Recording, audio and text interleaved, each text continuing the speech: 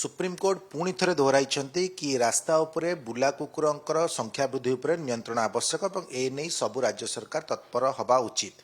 वर्तमान समय मयूरभंज जिलार बारिपदा सहर में बुला कुकुर संख्या वृद्धि पाँच जहाँ आम पाखे सूचना रही पाखापाखि 2.5 वर्ष तले बुला कुकुर संख्या बारिपदार प्रायतः 1800 रु अधिक रही है। वर्तमान समय यही 2.5 वर्ष भितर से संख्या नियंत्रण करने कौन पदक्षेप नहीं जाइए एवं सेमानक संख्या नियंत्रण करने सहित से जन्म संख्या किभली आगु वृद्धि न हो तापाई कौन पदक्षेप नहीं आम सीधा सड़क बारिपदा म्युनिसिपालिटी आम सहित जी अच्छे मुख्य कार्यनिर्वाही अधिकारी देवी प्रसाद राउत सहित कथा सर बुला कुकुर संख्या आपण पाखे बर्तमान हिसाब से केते अच्छी और यार नियंत्रण करने आप पदक्षेप कौन नहीं आमर तो 2.5 वर्ष पूर्वर आमर जो सर्वे करा 1850 पाखापाखि बुला कुकुर थिले। वर्तमान जो आमर एबीसी कार्यक्रम चली बर्तमान किसी दिन बंद थिला। तो एबे वर्तमान सरकार प्रचेषार आमर माने बहुत सारा स्टेप निया जाइए जमीक आमर जड़े डाक्तर को बर्तमान एनगेज करा सहित नूतन गाड़ी क्रय करने सरकार देइचंती एवं आमर बारिपदा पौरपालिका 90% काम सरी आसिलानी। आमर तो एबीसी सेंटर मधुबन पाखे आमर करा जाइए।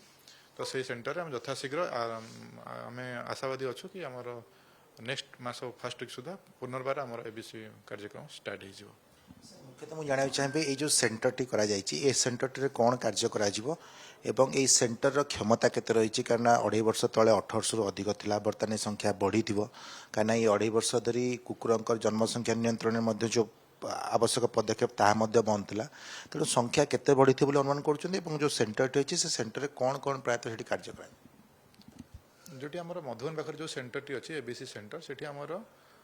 एनिमल बर्थ कंट्रोल करा जाए। तो जो आमर कुकुर मान जो बुला कुकुर अच्छा स्ट्रे डग को धरिकी से वैक्सीनेशन करा जाए। तो सेठी आमर प्रतिदिन अराउंड 7 ରୁ 8 से डॉक्टर अच्छा से करती। बर्तमान तो बंद रही 2.5 वर्ष बंद थी। बर्तमान फुल फ्लेज तो रिपेयर मेन्टेनान्स भी किसी चली कार्यक्रम संख्या बढ़ी तो आपातत आमर आम अटकल करना आम से किसी कहीपर बट बहुत संख्यक माने स्ट्रे डगर वृद्धि घटी। जानना चाहिए जो स्ट्रे डग को आप सहर भितर काउंट करुँच केते परिमाण अच्छा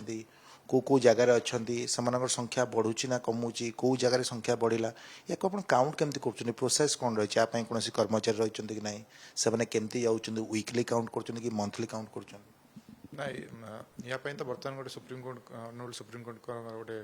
निर्देशनामा आसी किंतु पूर्वर आमर मैनुअली मेथड्रे लोक रही काउंट करुले आम सेंटर को आणुले और सेठी रेजिस्ट्रेशन करा जाउथला। बर्तमान जहाँ रही ऑनरेबल सुप्रीमकोर्ट गाइडलाइन अनुसार आम काउंटिंग प्रोसेस आम आरंभ कर एडवांस मेथड किसी आगे अप्लाई करिए भावुं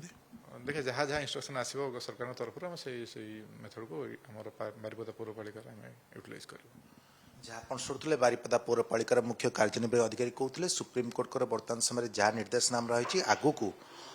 जो बुला कुकुर जन्म संख्या नियंत्रण उपरे जहाँ जहाँ पदक्षेप ना कहुई बुला कुकुर संख्या प्रकृति केते रही तार गणना करने जदि कौन से एडवांस टेक्नोलोजी आवश्यकता अच्छी ताकू समय देखी सुविधा देखी ताकू से अप्लाई करने चेष्टा करेंगे। तेरे जहाँ एवं खबर रोचे 2.5 वर्ष तले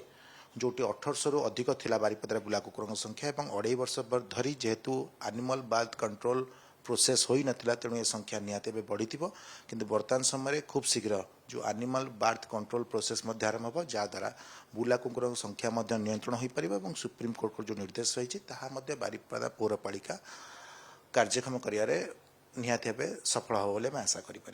मयूरभंज जिला बारिपदार कैमरा पर्सन अंजन मल्लिक सौम्य चौधरी कनक न्यूज।